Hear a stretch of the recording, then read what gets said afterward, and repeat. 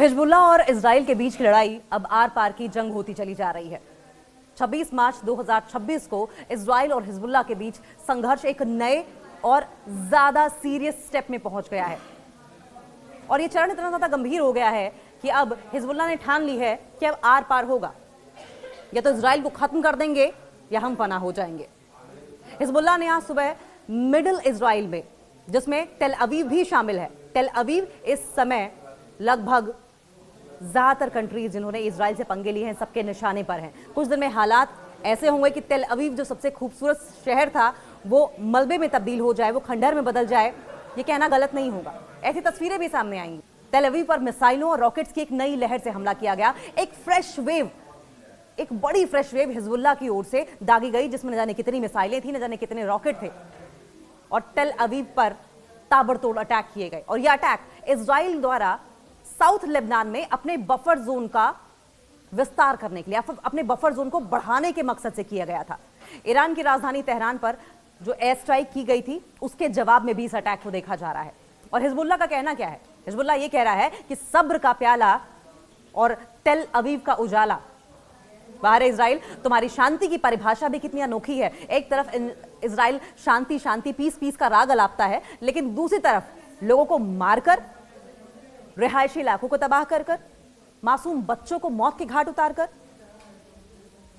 पिछले 15 महीनों से लेबनान का यह कहना है कि पिछले 15 महीनों से तुम लेबनान की सरहदों पर जो आतिशबाजी, बमबारी कर रहे थे, क्या वो केवल मनोरंजन था? क्या वो केवल एंटरटेनमेंट था? पीस के नाम पर एक ऐसा तमाशा था? हिजबुल्ला ने तो बस अपना सब्र का प्याला खाली कर दिया है। 15 महीनों से लगातार सब्र कर रहा था हिजबुल्ला, और अब देखो टेल अवीव की सड़कों पर सन्नाटा पसर गया है। इसे आप ऐसे कह सकते हैं, हिंदी में एक कहावत है कि सुनार की खुट पुट और लोहार की धम से। इजराइल 15 महीनों से अटैक कर रहा था और हिजबुल्ला ने एक बार ऐसा अटैक किया कि टेल अवीव की सड़कों पर सन्नाटा सा पसरा है। टेल अवीव कहता है कि तुम्हें लगता था कि नवंबर 2024 के सीज फायर के बाद हिजबुल्ला सो रहा है। नहीं, वो तो बस तुम्हारी गुंडागर्दी को गिन रहा था। हिजबुल्ला इस बात का इंतजार कर रहा था कि कब इजराइल के पाप का घड़ा भरे और कब इजराइल को बिफिटिंग रिप्लाई दिया जाए, इजराइल को मुंहतोड़ जवाब दिया जाए। जब तुमने 28 फरवरी 2026 को ईरान पर अटैक किया, तब शायद तुम भूल गए थे कि पड़ोस में रेजिस्टेंस अभी जिंदा है, लेबनान में प्रतिरोध अभी जिंदा है। इतना मादा है लेबनान में कि इजराइल को एक दो एफर्ट्स में ही तबाह कर सकता है, घुटनों पर ला सकता है। अब जब तेल अवीव के आलिशान इलाकों में मिसाइलें गिरी हैं तो तुम्हारी चीखें पूरी दुनिया को सुनाई दे रही हैं।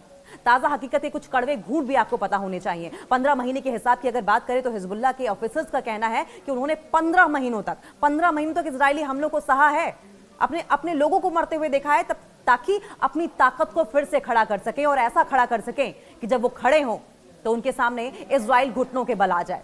और अब वो सब्र खत्म हो चुका है। तेल अवीव पर प्रहार अब शुरू हो चुका है। मार्च 2026 के आखिरी हफ्ते में तेल अवीव पर हुए मिसाइल हमलों ने तुम्हारी सुरक्षा के दावों की धज्जियां उड़ा दी हैं। कहते थे कि इजराइल में सिक्योरिटी सिस्टम इतना मजबूत है, इजराइल की सुरक्षा इतनी मजबूत है कि वहां परिंदा भी पर मार नहीं सकता, कोई उसे भेद नहीं सकता। और हिजबुल्ला की मिसाइलों ने इस सुरक्षा कवच को मिटा दिया है, इस सिक्योरिटी सिस्टम की धज्जियां उड़ाकर रख दी हैं। कहा तो यह भी जा रहा है कि तुम्हारे राष्ट्रपति आइजैक हर्जोग खुद मलबे का मुआयना करने पहुंच गए थे, ऐसी तबाही हुई है। क्या यह सबक इजराइल के लिए नहीं है? मैदानी जंग में बराबरी। हिजबुल्ला कहता है कि तुम्हारे बफर जोन बनाने के सपने के जवाब में हिजबुल्ला ने अकेले 22 मार्च को रिकॉर्ड 85 हमले किए। तुम्हारी मरकावा टैंक और प्यूमा बख्तरबंद गाड़ियां अब साउथ लेबनान की मिट्टी में मिल चुकी हैं। और ऐसे ही न जाने कितने हथियार हैं जिनका दम भरता था इजराइल, वो सब मिट्टी में मिल चुका है। या ये टेंशन और बढ़ेगी, आत्मसमर्पण होगा या संघर्ष बढ़ेगा? नईम कासिम ने यह साफ कह दिया है कि आगे के नीचे बातचीत करना आत्मसमर्पण है। यानी कि हिजबुल्ला बात नहीं करेगा, बात की जितनी भी गुंजाइशें थी सबका धीरे धीरे करके इजराइल ने दम घोट दिया है। अब बातचीत की, सरेंडर की, सीज फायर की तमाम बातें बेमानी लगती हैं। जब एक तुम्हारी आक्रामकता नहीं रुकती, जब अग्रेसिवनेस इजराइल की ओर से नहीं रोका गया, अटैक्स नहीं रोके गए, मासूमों को मारना नहीं रोका गया, जुल्म नहीं रोका गया, तब तक ये सरप्राइज जारी रहेंगे। तो इजराइल अब रोना कैसा? जब तुमने लोगों को बेमौत मारा, प्यासा मारा, कोई भूख से मर गया, कोई बीमारी से मर गया, किसी के ऊपर मिसाइल गिरी तो उसके चीथड़े उड़ गए, किसी का घर तबाह हो गया। तो इजराइल अब किस बात का रोना, और ये कैसा रोना है? तुमने जो बोया था वही काट रहे हो। जो बोया बीज बबूल का, तो आम कहां से खाए? हिजबुल्लाह ने तो बस इनफ इज इनफ का अनुवाद, इनफ इज इनफ का ट्रांसलेशन, इनफ इज इनफ का मतलब तुम्हें समझाया है, तुम्हारी ही भाषा में इसका जवाब दिया है। तेल अवीव में जो सायरन बज रहे हैं वो तुम्हारी 15 महीने की जाप्तियों का म्यूजिक समझ लीजिए आप। ये म्यूजिक भर है, ये वो मेलोडी है जो आप 15 महीनों से लगातार सुनाते आए हैं, और ये मेलोडी अब आज तुम्हें रास नहीं आ रही है। सुन सको तो सुन लो। और अगर आज की ताजा घटना की बात की जाए तो तेल अवीव पर अटैक किया गया हिजबुल्लाह ने थर्सडे की सुबह, यानी कि आज की सुबह, मध्य इजराइल में, मिडिल इजराइल के जो मिलिट्री बेसिस थे उन्हें टारगेट करते हुए ताबड़तोड़ मिसाइलें दागी। तेल अवीव और आसपास के शहरों में हवाई हमले के सायरन गूंजने लगे। अब इस पर हिजबुल्लाह क्या तर्क दे रहा है यह समझना बहुत जरूरी है। इस ग्रुप के प्रमुख हैं नैम कासिम। नैम कासिम ने कहा कि हमले पिछले 15 महीनों से इजराइल द्वारा किए जा रहे उल्लंघनों, उनकी मनमानियों का जवाब है, हालिया आक्रामकता का करारा जवाब है। जो अत्याचार लगातार, जो जुल्म लगातार इजराइल की ओर से किए जाते रहे, ये उसका एक छोटा सा जवाब है, और इस छोटे से जवाब ने सबको सन्न कर दिया है, लाजवाब कर दिया है। इजराइल में सड़कें खामोशी से भरी हुई हैं, गलियों में सन्नाटा पसरा है। उन्होंने साफ किया कि आग के नीचे बात करना आत्मसमर्पण के सम्मान है, और हम बातचीत नहीं करेंगे। इजराइल की कार्रवाई की अगर बात की जाए तो इजरायली प्रधानमंत्री बेंजामिन नेतन्याहू ने अब ये डिक्लेयर किया है कि उनकी सेना लेबनान के अंदर बफर जोन को और गहरा कर रही है और लिटानी नदी तक कंट्रोल करने की कोशिश कर रही है। उनके एफर्ट्स ऐसे हैं कि लिटानी नदी तक इजराइल की सेनाएं पहुंच जाए, इजराइल फोर्सेस पहुंच जाए। अब अगर हताहतों की बात की जाए, कितने इंजर्ड हुए हैं और कितना नुकसान हुआ है इजरायलियों का, तो देखिए इमरजेंसी सेवाओं के मुताबिक आज सुबह सुबह की अगर बात की जाए तो हमलों में किसी के हताहत होने की खबर नहीं है, क्योंकि ज्यादातर रॉकेट्स को इंटरसेप्ट कर लिया गया था, इजराइल का दावा है। हालांकि पिछले कुछ दिनों से बॉर्डरिंग इलाके जो है, बॉर्डरिंग रीजन जो है, वहां पर बहुत जबरदस्त तबाही हुई है।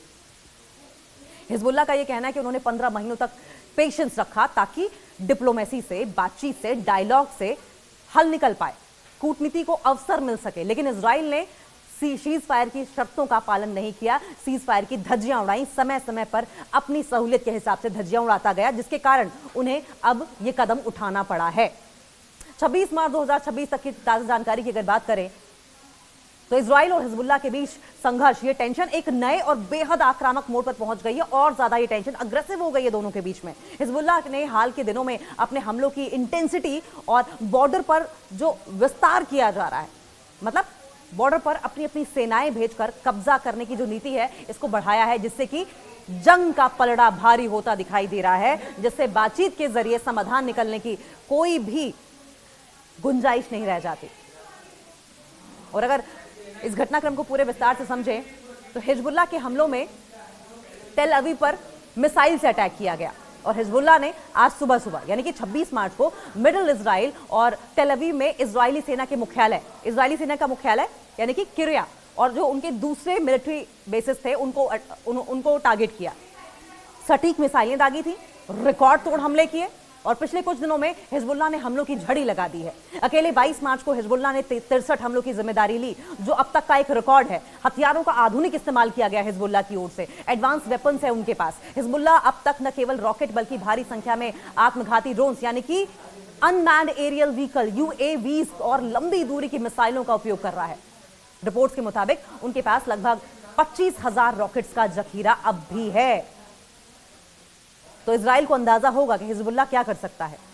और सिर्फ बात यहीं तक नहीं है, बात यह है हमास, ईरान, हूथी, हिजबुल्लाह, कितने फ्रंट्स पर जंग लड़ेगा इजराइल, और अगर लड़ता भी है तो कब तक सस्टेन कर पाएगा।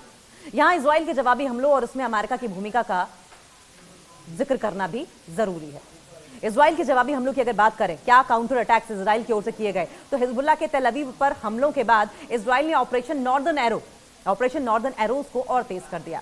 बफर जोन का विस्तार करना चाहा इजरायली सेना यानी कि Israeli defence forces south Lebanon में लिटानी नदी तक कंट्रोल करने की कोशिश करने में जुट गई। उनका टारगेट क्या है? हिजबुल्लाह के मिसाइल लॉन्च पैड्स को सीमा से दूर ढकेलना, क्योंकि हिजबुल्लाह के मिसाइल लॉन्च पैड्स अगर सीमा पर या सीमा के आसपास बने रहे तो उस इलाके में हिजबुल्लाह का जो दम है वो दिखेगा और इजरायली सेना का नामो निशान मिट जाएगा। एयर स्ट्राइक्स की अगर बात करें तो इजराइल ने बेरूत के दक्षिणी उपनगरों जिसमें दाहिया और बेक्का घाटी भी है, हिजबुल्लाह के वेपन्स के डिपो और कमांड सेंटर पर भारी बमबारी की।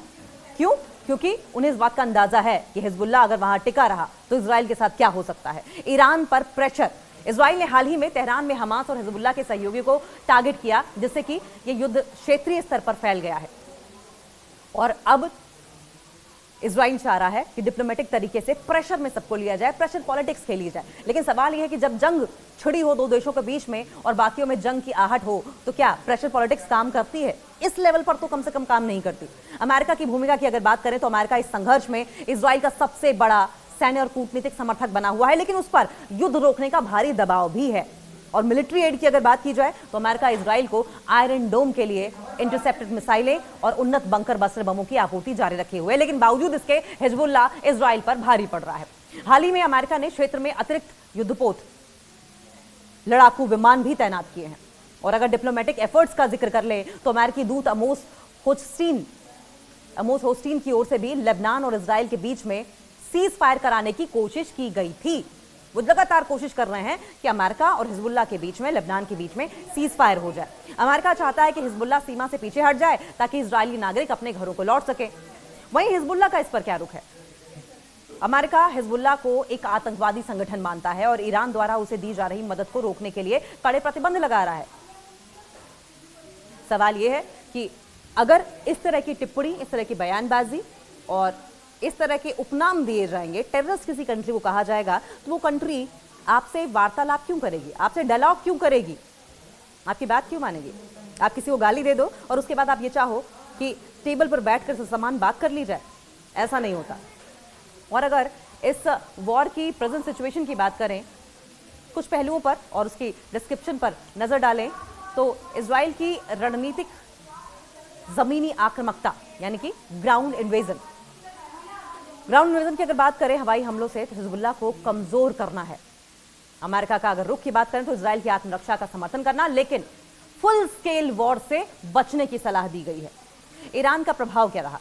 ईरान हिजबुल्लाह को हथियारों और खुफिया जानकारी से लगातार समर्थन देता रहा है। हिजबुल्लाह का यह दावा है कि अमेरिका की मदद से बावजूद इजराइल इस युद्ध को जीत नहीं पाएगा, जबकि इजराइल का यह कहना है कि वे अपनी सुरक्षा के लिए किसी भी हद तक जाएंगे। और अगर स्ट्रेटेजिक बढ़त की बात की जाए तो हिजबुल्लाह ये कहता है कि इनफ इज इनफ, बहुत हो गया, बस बहुत हो गया, इनफ इज इनफ। हिजबुल्लाह ने अपनी रणनीति में बदलाव करते हुए इजराइल को रक्षात्मक होने पर मजबूर कर दिया है। वो इजराइल जो पहले ऑफेंसिव खेल रहा था, अब उसे डिफेंसिव, मजबूरन डिफेंसिव खेलना पड़ रहा है। जमीनी जंग में कड़ा मुकाबला हिजबुल्लाह दे रहा है। दक्षिण लेबनान में इजरायली टैंकों मरकावा को निशाना बनाकर हिजबुल्लाह ने इजरायली सेना की बढ़त को धीमा कर दिया है।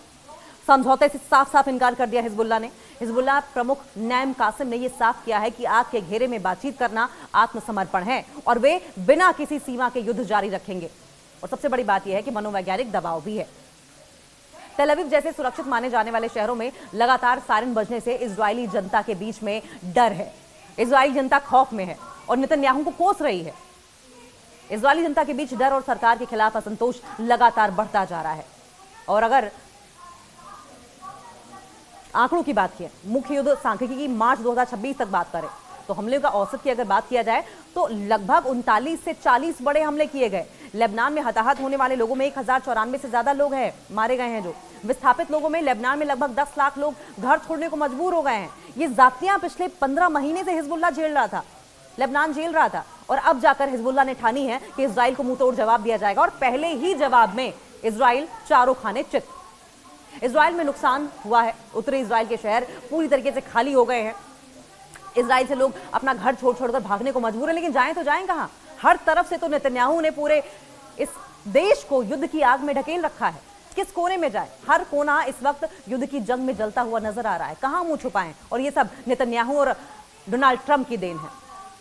तेल अवीव में बुनियादी ढांचों को नुकसान हुआ है तो हिजबुल्लाह ने यह साफ कर दिया है कि पिछले 15 महीनों का जो पेशेंस था, सब्र खत्म हो चुका है।